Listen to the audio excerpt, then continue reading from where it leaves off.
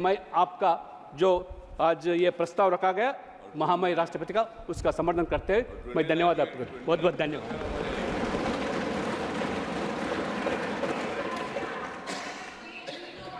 Please, Honorable Prime Minister, to reply the discussion.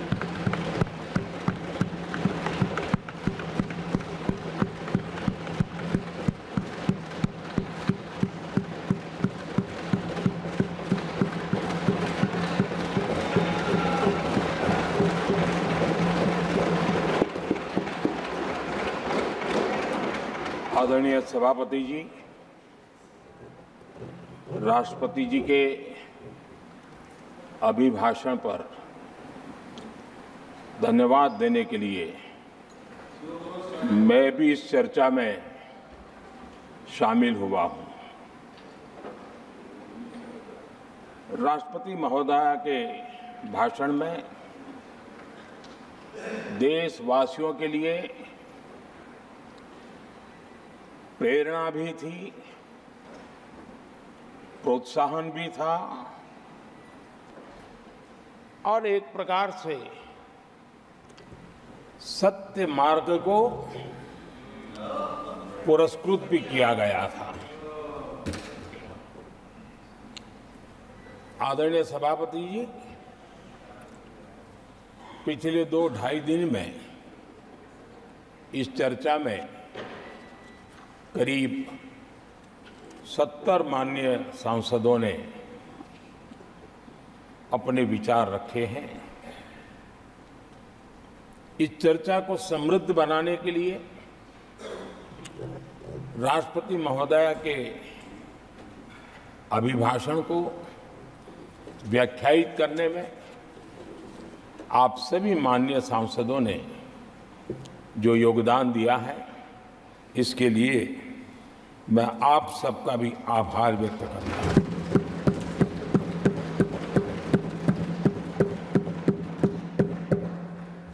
आदरणीय सभापति जी, भारत की आजादी के इतिहास में हमारी संसदीय लोकतांत्रिक यात्रा में बहुत दशकों के बाद देश की जनता ने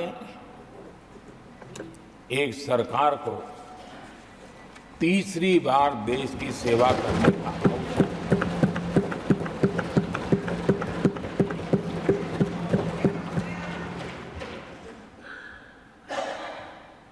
60 साल के बाद ये हुआ है कि 10 साल के बाद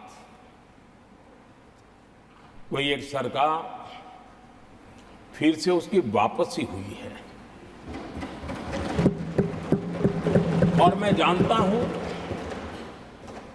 कि भारत के लोकतंत्र की 6 दशक के बाद आई हुई घटना असामान्य घटना है। और कुछ लोग जानबूझकर के उससे अपना मुंह फेर करके बैठे रहे। कुछ लोगों को समझ नहीं आया और जिनको समझ आया उन्होंने हो हल्ला उस दिशा में किया कि ताकि देश की जनता की इस विवेक बुद्धि पर, देश की जनता के इस महत्वपूर्ण निर्णय पर कैसे छाया कर दी जाए, कैसे उसको ब्लैकआउट किया जाए, इसकी कोशिश हुई। लेकिन मैं पिछले 2 दिन से देख रहा हूं कि आखिर तक पराजय भी स्वीकार हो रहा है और दबे मन से, कम मन से विजय भी स्वीकार हो रहा है।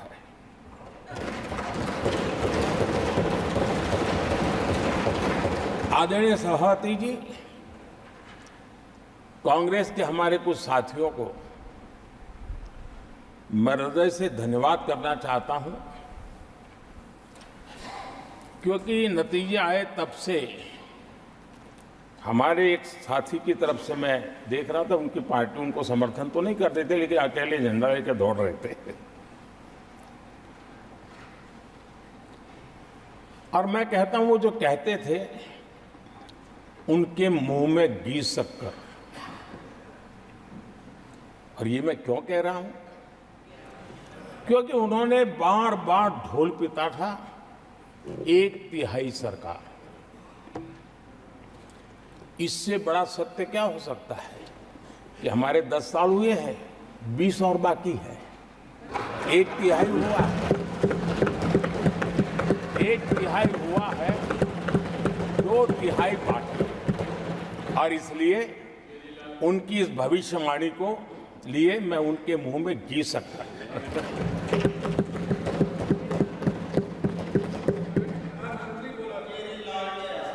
आदरणीय सभापति जी,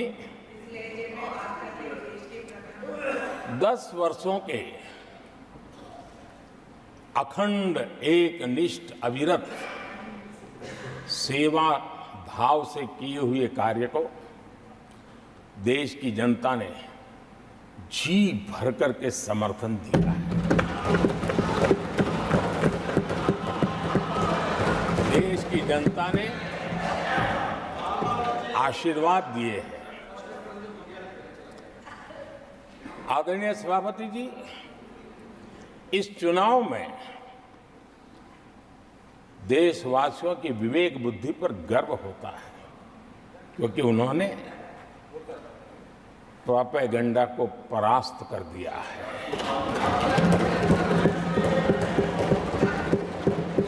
देश की जनता ने परफॉर्मेंस को प्राथमिकता दी है।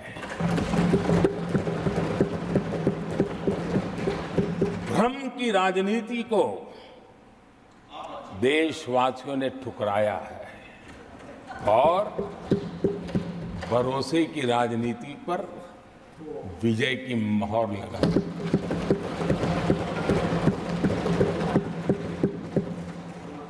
आदरणीय सभापति जी, संविधान के 75वें वर्ष में हम प्रवेश कर रहे हैं। इस सदन के लिए भी ये पड़ाव विशेष है, क्योंकि इसे भी 75 साल हुए हैं और इसलिए एक सुभग संयोग है। आदरणीय सभापति जी, मेरे जैसे बहुत लोग हैं इस देश के सार्वजनिक जीवन में, जिनके परिवार में कोई गांव का सरपंच भी नहीं रहा है, गांव का प्रधान भी नहीं रहा है, राजनीति से कोई सरोकार नहीं रहा है, लेकिन आज अनेक महत्वपूर्ण पदों पर पहुंच करके देश की सेवा कर रहे हैं। और उसका कारण बाबा साहब आम्बेडकर ने जो संविधान दिया है, उसने हम जैसे लोगों को अवसर दिया और मेरे जैसे अनेक लोग हैं जिनको बाबा साहब आम्बेडकर द्वारा दिए गए संविधान के कारण यहां तक आने का अवसर मिला है और जनता जनार्दन ने उस पर मोहर लगाई, तीसरी बार आने का मौका मिल गया।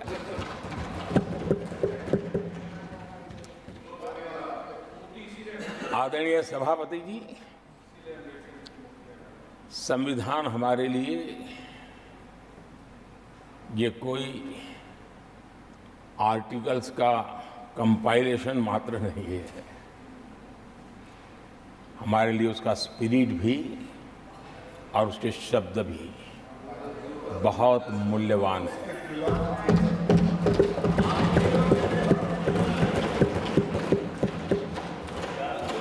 और हमारा मानना है कि किसी भी सरकार के लिए, किसी भी सरकार के नीति निर्धारण में, कार्यकलापों में हमारा संविधान लाइट हाउस का काम करता है, दिशा दर्शक का काम करता है, हमारा मार्गदर्शन करता है। आदरणीय सभापति जी, मुझे याद है मैंने जब लोकसभा में हमारी सरकार की तरफ से कहा गया कि हम 26 नवंबर को संविधान दिवस के रूप में मनाएंगे, तो मैं हैरान हूं जो आज संविधान की प्रत लेकर के कूदते रहते हैं, दुनिया में लहराते रहते हैं, उन लोगों ने विरोध किया था 26 जनवरी तो है, तो ये संविधान दिवस क्यों लाए? और आज संविधान दिवस के माध्यम से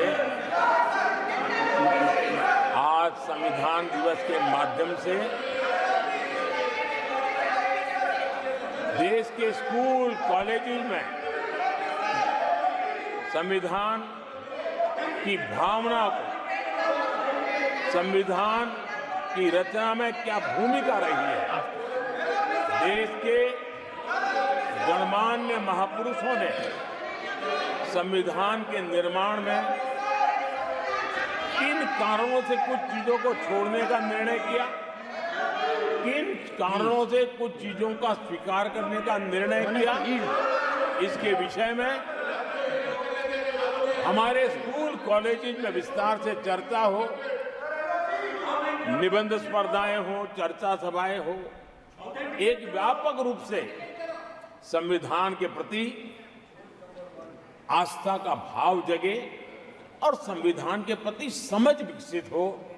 देशवासियों के लिए आने वाला पूरा कालखंड संविधान हमारी सबसे बड़ी प्रेरणा रहे, इसके लिए हम कोशिश करते रहे हैं। और अब जब 75 वर्ष में प्रवेश कर रहे हैं तो हमने इसे एक जन उत्सव के रूप में राष्ट्रव्यापी उत्सव मनाने का तय किया और इससे देश के कोने कोने में संविधान की भावना को, संविधान के पीछे जो मकसद है उसके विषय में भी देश को अवगत कराने का प्रयास है। आदरणीय सभापति जी, देश की जनता ने हमें तीसरी बार जो अवसर दिया है, वो अवसर विकसित भारत, आत्मनिर्भर भारत, इस यात्रा को मजबूती देने के लिए, इस संकल्प को सिद्धि तक ले जाने के लिए हमें देश के कोटि कोटि जनों ने आशीर्वाद दिए हैं।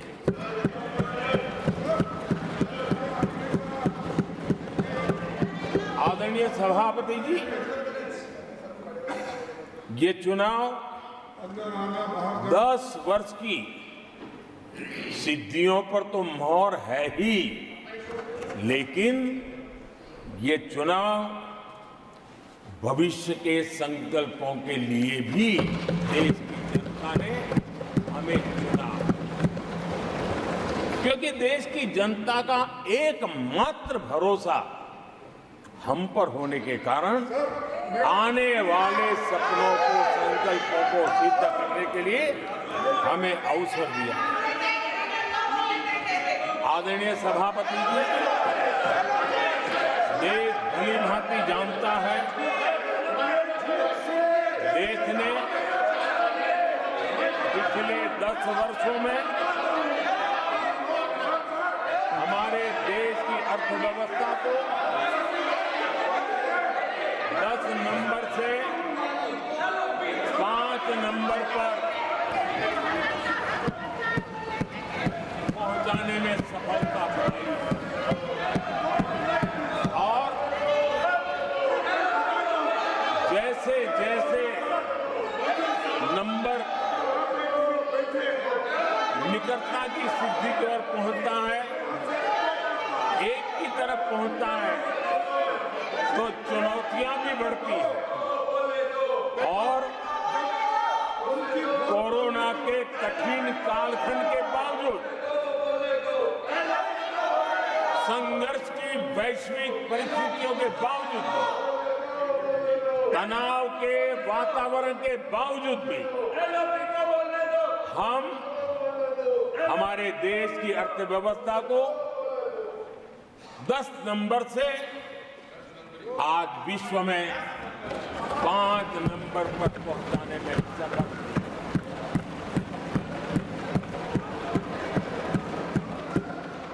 इस बार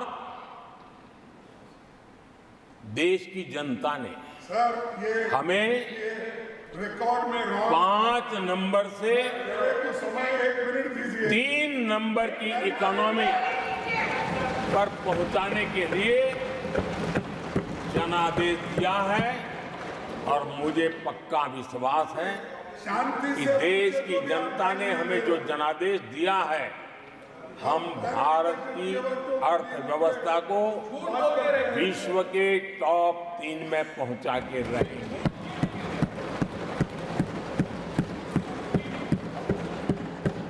मैं जानता हूं आदरणीय सभापति जी, यहां कुछ ऐसे विद्वान हैं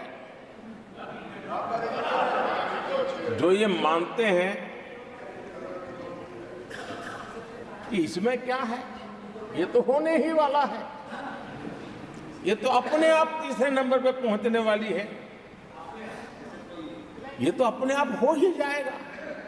ऐसे विद्वान हैं। अब ये लोग ऐसे हैं जिन्होंने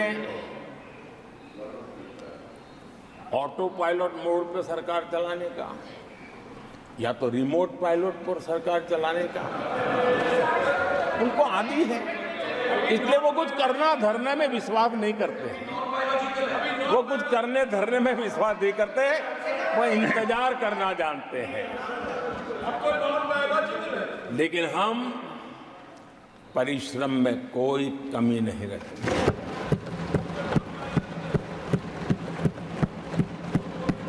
आने वाले वर्षों में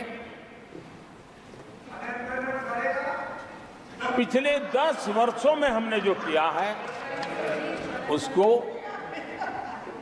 गति भी बढ़ाएंगे, उसका विस्तार भी बढ़ाएंगे और गहराई भी होगी, ऊंचाई भी होगी और हम इस संकल्प को पूरा करेंगे।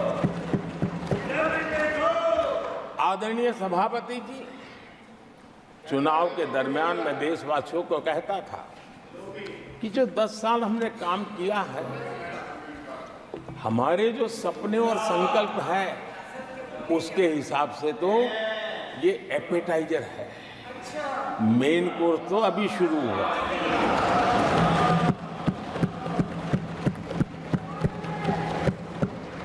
आदरणीय सभापति जी, आने वाले 5 साल मूल सुविधाओं के सैचुरेशन के और हम एक सामान्य नागरिक की जो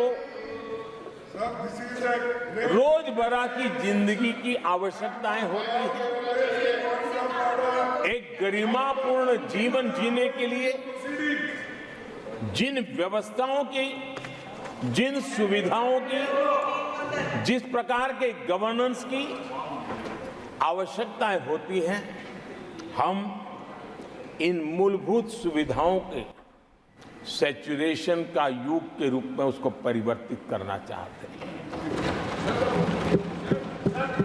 आदरणीय सभापति जी, आने वाले 5 वर्ष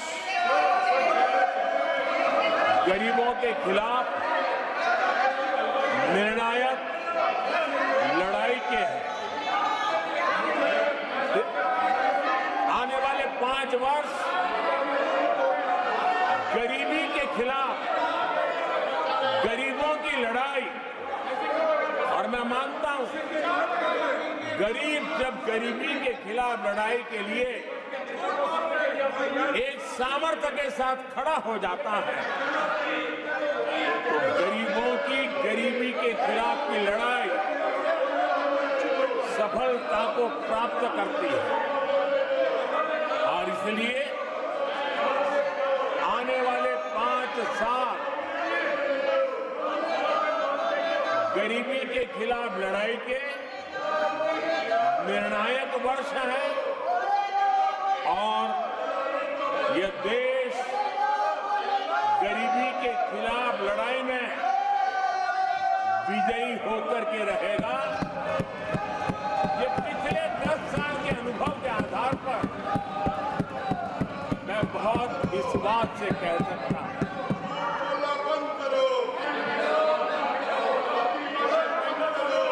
आदरणीय सभापति जी, जब देश दुनिया की तीसरी बड़ी इकोनॉमी बनेगा तो इसका लाभ, इसका प्रभाव जीवन के हर क्षेत्र पर पड़ने वाला है। विकास के विस्तार के अनेक अवसर उपलब्ध होने वाले हैं और इसलिए जब हम दुनिया की तीसरे नंबर की इकोनॉमी बनेंगे तब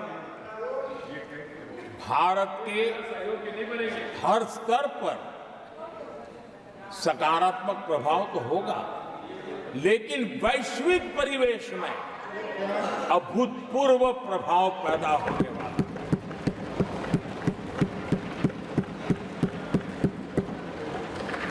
आदरणीय सभापति जी, हम आने वाले कालखंड में नए स्टार्टअप्स का, नई कंपनियों का वैश्विक उभार देख रहे हैं और मैं देख रहा हूं कि आने वाले कालखंड में हमारे टियर 2, टियर 3 सिटीज भी ग्रोथ इंजन की भूमिका में देश में बहुत बड़ा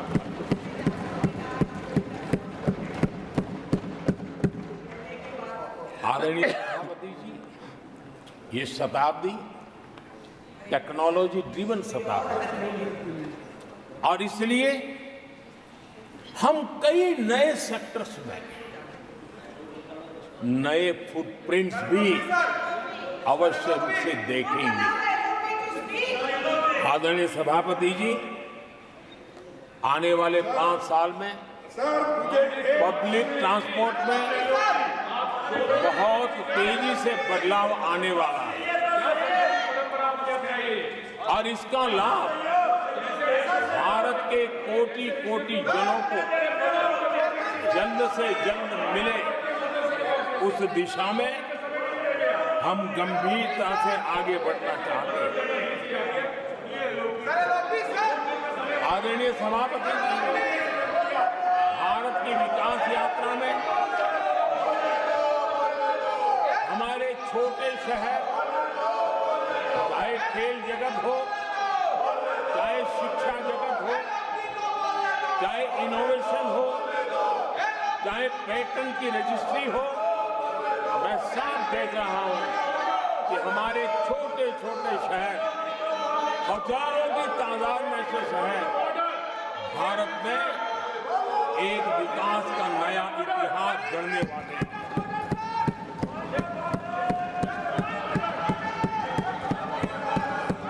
आदरणीय सभापति जी, मैंने पहले भी कहा है कि भारत के विकास यात्रा में 4 प्रमुख स्तंभ, उसका सशक्तिकरण, उनको अवसर, ये बहुत बड़ी ताकत देने वाले हैं। आदरणीय सभापति जी, हमारे देश के किसान, हमारे देश के गरीब, हमारे देश के युवा और हमारे देश की नारी शक्ति, आदरणीय सभापति जी, हमने हमारी विकास यात्रा में हमारा जो फोकस है उसको हमने रेखांकित किया है। आदरणीय सभापति जी, यहाँ भी कई साथियों ने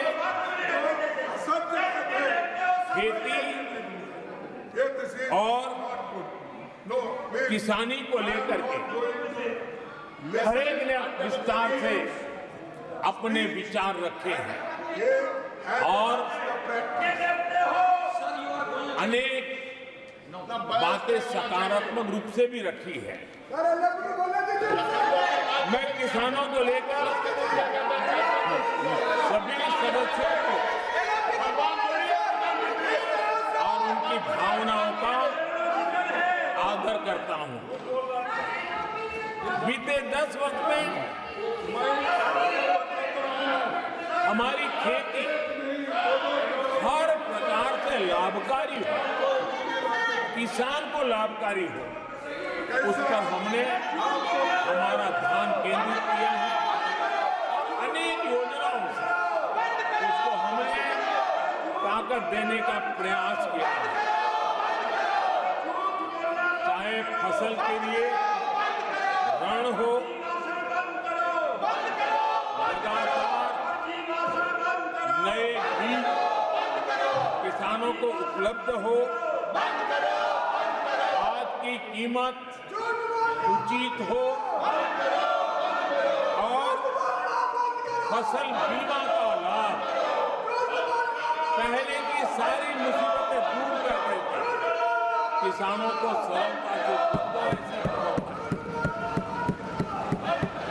चाहे एमएसपी पर खरीद की बात हो, हमने पुराने सारे रिकॉर्ड तोड़ करके किसानों को लाभ दिया। एक प्रकार से बीज से बाजार तक हमने किसानों के लिए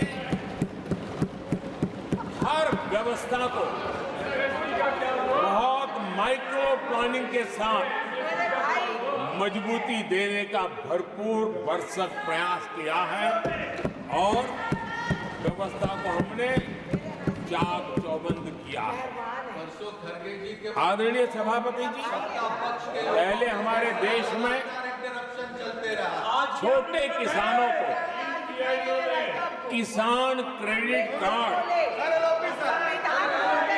लोन पाना करीब करीब न के बराबर था, बहुत मुश्किल था।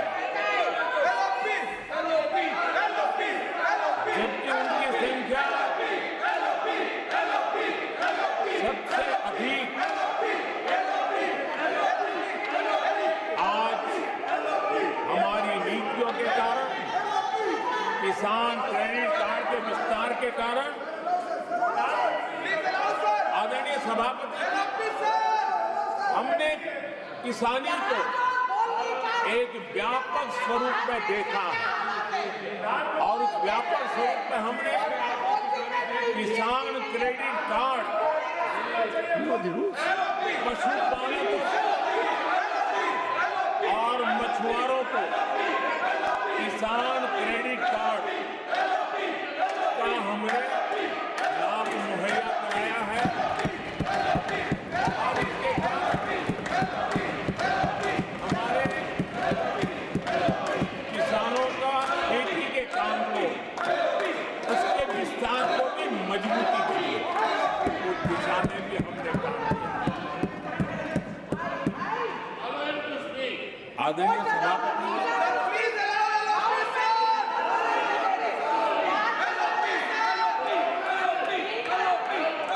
कांग्रेस के कार्यकाल में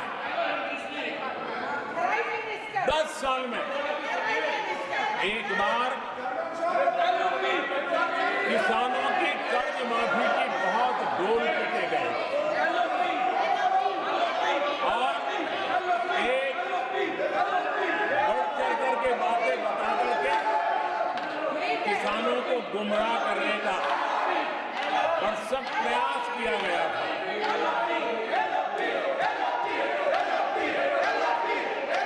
और 60,000 करोड़ की कर्ज माफी, उसका इतना हल्ला मचाया था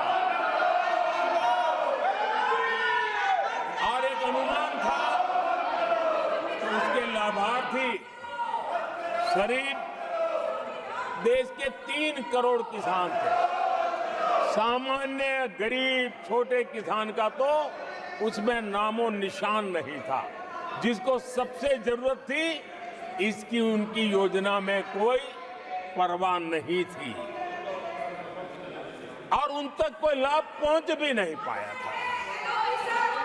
लेकिन आदरणीय सभापति जी, जब किसान कल्याण हमारी सरकार के हृदय में, केंद्र में हो, तो नीतियां कैसी बनती है, कल्याण कैसे होता है, लाभ कैसे पहुंचता है, उसका मैं इस सदन को उदाहरण देना चाहता हूं।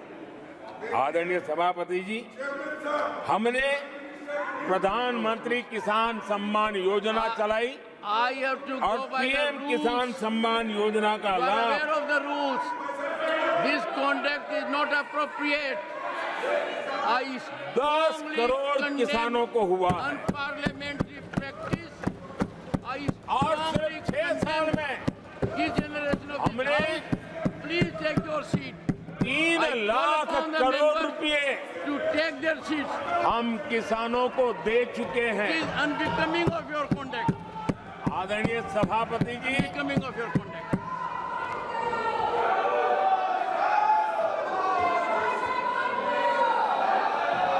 आदरणीय सभापति जी, देश देख रहा है,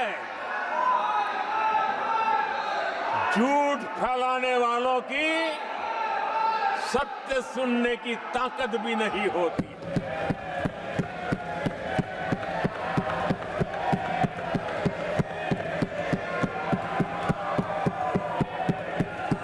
जिनका सत्य से मुकाबला करना, इसके लिए जिनके हौसले नहीं है, वो बैठ करके इतनी चर्चा के बाद उन्होंने उठाए हुए सवालों के जवाब भी सुनने की हिम्मत नहीं है। इन्होंने ये अपर हाउस को अपमानित कर रहे हैं। इस अपर हाउस की महान परंपरा को अपमानित कर रहे हैं। आदरणीय सभापति जी, देश की जनता ने हर प्रकार से उनको इतना पराजित कर दिया है कि अब उनके पास गली मोहल्ले में चीखने के सिवाय कुछ बचा नहीं। नारेबाजी, ओ हल्ला और मैदान छोड़ के भाग जाना, यही उनके नसीब में लिखा हुआ है।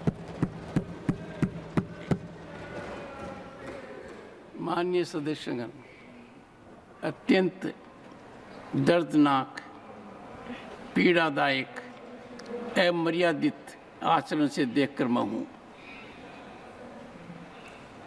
शासन तीसरे निरंतर लगातार काल में है, 6 दशक के बाद।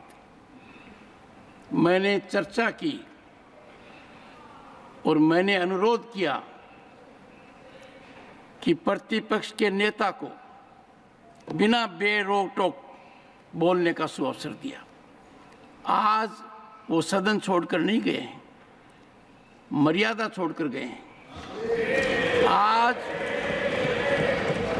उन्होंने मुझे पीठ नहीं दिखाई है, भारत के संविधान को पीठ दिखाई है। आज उन्होंने मेरा अनादर और आपका अनादर नहीं किया है, उस शपथ का अनादर किया है जो संविधान के तहत ली है। भारत के संविधान की इससे बड़ी अपमानित बात नहीं हो सकती। ऐसा कैसे हो सकता है? House of elders, the upper house, हमें देश का मार्गदर्शन करना है। मैं उनके आचरण की भर्त्सना करता हूं। देश के 140 करोड़ लोग इसे हाथ होंगे। सदन का मतलब है सत्ता पक्ष की बात सुनो जब आपने अपनी पूरी बात कह दी। माननीय सदस्यगण, आप सब जानते हैं कल देर रात तक चर्चा रखी गई, हर सदस्य को मौका दिया गया। It is an occasion where they have challenged Indian Constitution. They have outraged the spirit of Indian Constitution. They have disregarded the oath they have undertaken. मैं इस कुर्सी पर बैठकर इतना दुखी हूं कि भारत के संविधान का इतना बड़ा अपमान, इतना बड़ा मजाक। भारत का संविधान हाथ में रखने की किताब नहीं है, जीने की किताब है। मैं आशा करता हूं कि वो आत्मचिंतन करेंगे, मंथन करेंगे, अपने दिल को टटोलेंगे और कर्तव्य पर आएंगे। माननीय प्रधानमंत्री जी,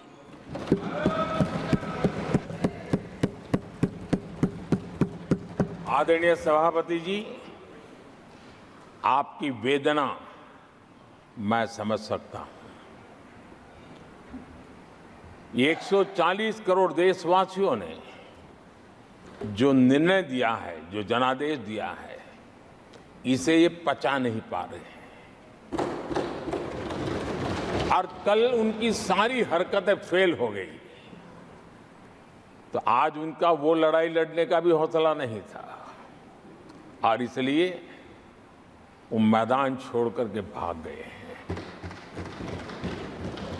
आदरणीय सभापति जी, मैं तो कर्तव्य से बंधा हुआ हूं और न ही मैं यहां कोई डिबेट पे स्कोर करने के लिए आया हूं। मैं तो देश का सेवक हूं, देशवासियों को मेरा हिसाब देना है। देश की जनता को मेरे पल पल का हिसाब देना, मैं उसे अपना कर्तव्य मानता हूं। आदरणीय सभापति जी, वैश्विक परिस्थितियां ऐसी पैदा हुई कि फर्टिलाइजर के लिए बहुत बड़ा संकट पैदा हुआ। हमने देश के किसान को मुसीबत में नहीं आने दिया और हमने करीब करीब 12 लाख करोड़ रुपया फर्टिलाइजर में सब्सिडी दी है और जो भारत के आजादी के इतिहास में सर्वाधिक है। और उसी का परिणाम है कि हमारे किसान को फर्टिलाइजर का इतना बड़ा बोझ उस तक हमने जाने नहीं दिया। सरकार ने अपने कंधे पर उसको उठा लिया है। आदरणीय सभापति जी, हमने एमएसपी में भी रिकॉर्ड बढ़ोतरी की है। इतना ही नहीं, खरीद के भी नए रिकॉर्ड बनाए हैं। पहले एमएसपी की घोषणा होती थी लेकिन किसानों से कुछ भी लिया नहीं जाता था, बातें बताई जाती थी। पहले की तुलना में अनेक गुना ज्यादा खरीदी कर करके हमने किसानों को सामर्थ्यवान बनाने का प्रयास किया।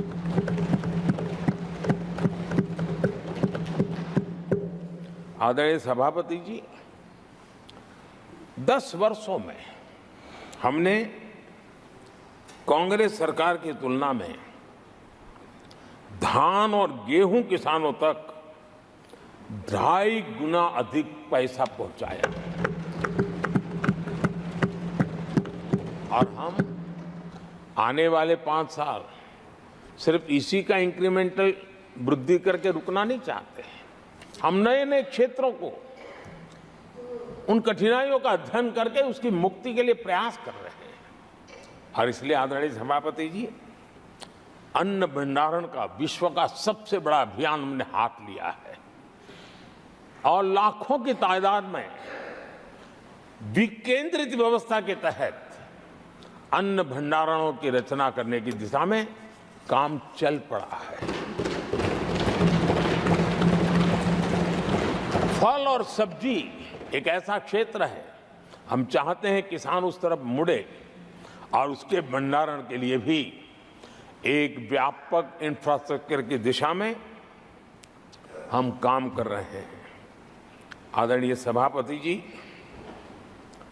सबका साथ सबका विकास इस मूल मंत्र को लेकर के हमने देश सेवा की हमारी यात्रा को निरंतर विस्तार देने का प्रयास किया है।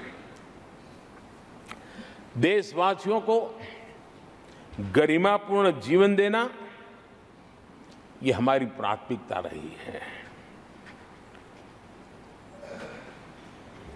आजादी के बाद अनेक दशकों तक जिनको कभी पूछा नहीं गया, आज मेरी सरकार उनको पूछती तो है, उनको पूजती भी है।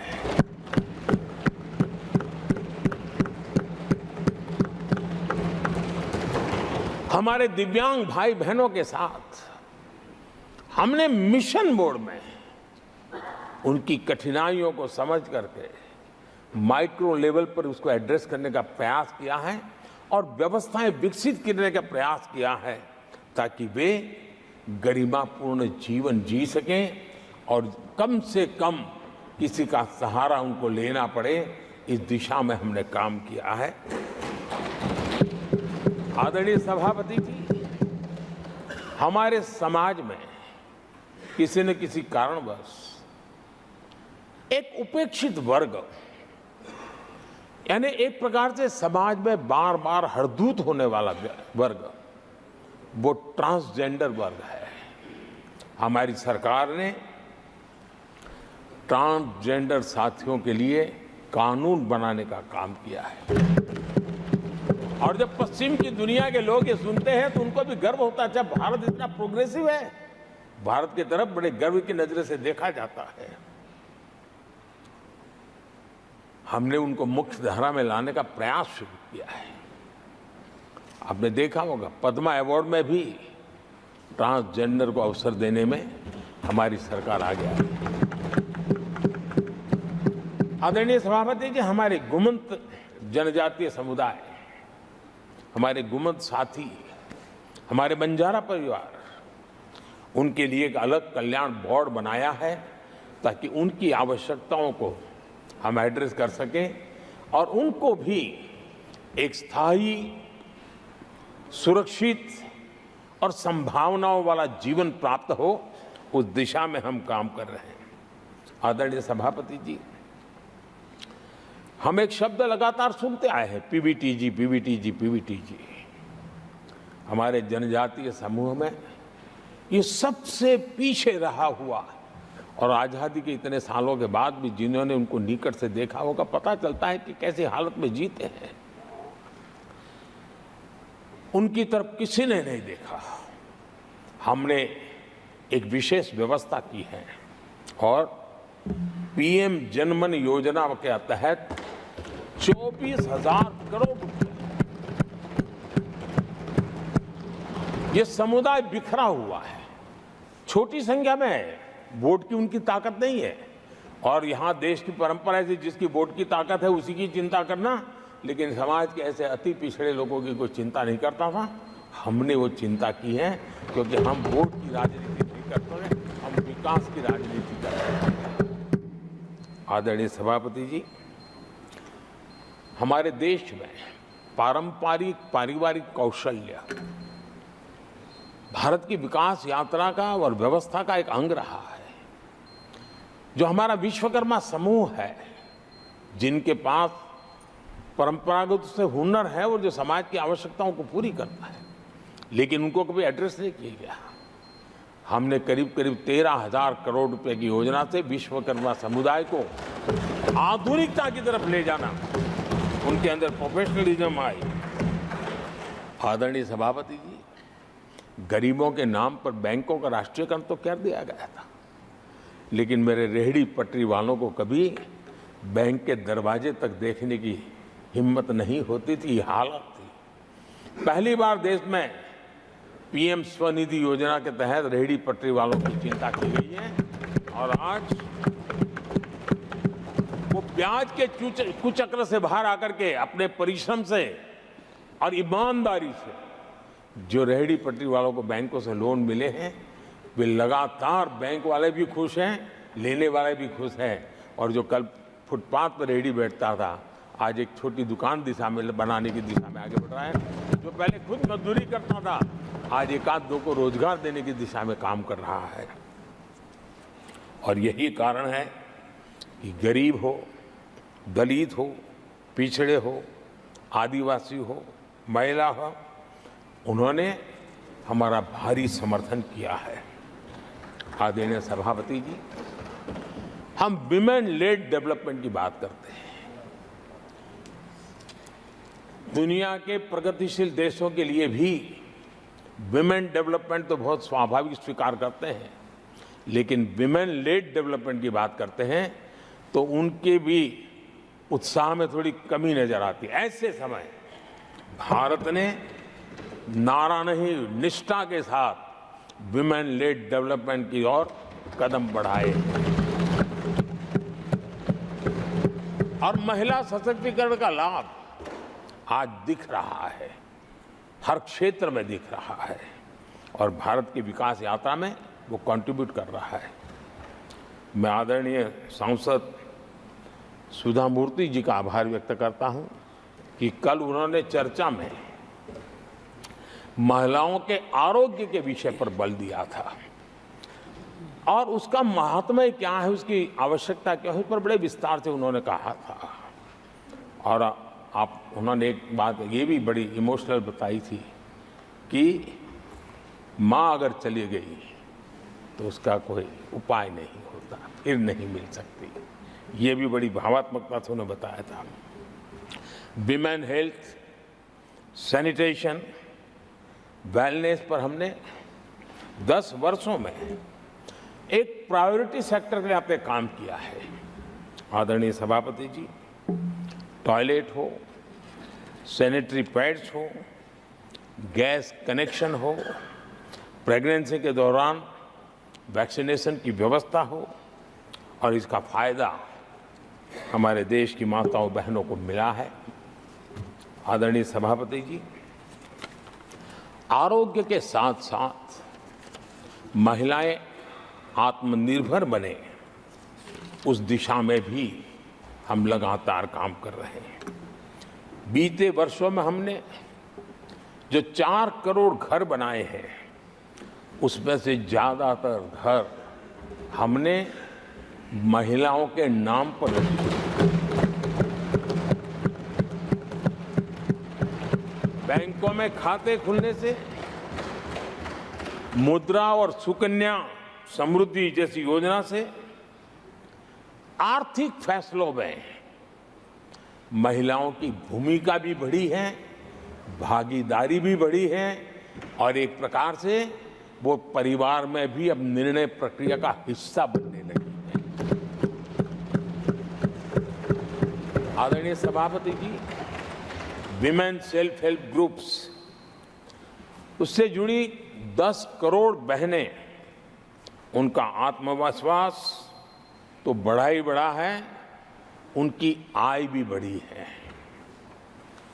अभी तक 1 करोड़ बहनें जो ये सेल्फ हेल्प ग्रुप में काम करती हैं, छोटा छोटा गांव में कारोबार करती है, मिल करके करती है, किसी गांव वालों की भी नजर नहीं जाती इनकी तरफ। आज मैं बड़े गर्व से कह सकता हूं कि उन्हीं में से 1 करोड़ बहनें लखपति दीदी बनी और हम आने वाले समय में ये आंकड़ा 3 करोड़ बहनों को लखपति दीदी बनाने की दिशा में बढ़ा रहे हैं। आदरणीय सभापति जी, सरकार का प्रयास है कि हर नए सेक्टर को हमारी महिलाएं लीड करें, वो अगुवाई करें, उस दिशा में हम प्रयास कर रहे हैं। नई टेक्नोलॉजी आती है, लेकिन महिलाओं के नसीब बहुत बहुत आखिर में आती है। हमारी कोशिश है कि नई टेक्नोलॉजी का पहला अवसर हमारी महिलाओं के हाथ लगे और वे इसको और इसी के तहत नमो ड्रोन दीदी ये अभियान बहुत सफलतापूर्वक आगे बढ़ा है और आज गांव में किसानों को मदद करने का टेक्नोलॉजी के माध्यम से काम गांव की हमारी महिलाएं कर रही और मैं जब उनसे बात कर रहा तो मुझे कह रही है, अरे साहब हम तो कभी साइकिल भी नहीं चलाना जानते थे, आपने हमें पायलट बना दिया है और पूरा गांव हमें पायलट दीदी के नाम से जानने लगा। और इस गरिमापूर्ण बात उनके जीवन में आगे बढ़ने के लिए बहुत बड़ी ताकत बन जाता है, एक बहुत बड़ा ड्राइविंग फोर्स बन जाता है। आदरणीय सभापति जी, देश का दुर्भाग्य है कि ऐसे संवेदनशील मामलों में भी राजनीति जब होती है तब देशवासियों को और विशेषकर महिलाओं को अकल्प पीड़ा होती है। ये जो महिलाओं के साथ होते अत्याचार में विपक्ष का जो सिलेक्टिव रवैया है, ये सिलेक्टिव रवैया बहुत ही चिंताजनक है। आदरणीय सभापति जी, मैं आपके माध्यम से देश को बताना चाहता हूं, मैं किसी राज्य के खिलाफ नहीं बोल रहा हूं, न ही मैं कोई राजनीतिक स्कोर करने के लिए बोल रहा हूं, लेकिन कुछ समय पहले मैंने बंगाल से आई कुछ तस्वीरों को सोशल मीडिया पे वीडियो देखा। एक महिला को वहां सरेआम सड़क पर पीटा जा रहा है। वो बहन चीख रही है, लेकिन वहां खड़े हुए कोई उसकी मदद के लिए नहीं आ रहा है, वीडियो बनाने में लगे हुए हैं। और जो घटना संदेश खली में हुई, जिसकी तस्वीरें रोंगटे खड़े करने वाली है, लेकिन बड़े बड़े दिग्गज मैं सुन रहा हूं कल से, इसके लिए पीड़ा उनके शब्दों में भी नहीं झलक रही है। इससे बड़ा शर्मिंदगी का दुखद चित्र क्या हो सकता है। और जो अपने आप को बहुत बड़े प्रगतिशील नारी नेता मानते हैं, वो भी मुंह पे ताले लगा करके बैठ गए, क्योंकि संबंध उनके राजनीतिक जीवन से जुड़े किसी दल से है या उस राज्य से है। और इसलिए आप महिलाओं पर हो रही पीड़ा को चुपचाप हो जाए। आदरणीय सभापति जी, मैं समझता हूं कि जिस प्रकार से दिग्गज लोग भी ऐसी बातों को नजरअंदाज करते हैं, तब देश को तो पीड़ा होती है, हमारी माताओं बहनों को ज्यादा पीड़ा होती है। आदरणीय सभापति जी, राजनीति इतनी सिलेक्टिव हो और जहां उनकी राजनीति को अनुकूल नहीं होता है तो इनको सांप सूंघ जाता है, ये बहुत चिंता का विषय है। आदरणीय सभापति जी, भारत की जनता ने तीसरी बार पूर्ण बहुमत की स्थिर सरकार चुनकर देश में तो स्थिरता और निरंतरता को तो आदेश दिया ही है, लेकिन इस चुनाव के नतीजों ने विश्व को आश्वस्त किया है। आदरणीय सभापति जी,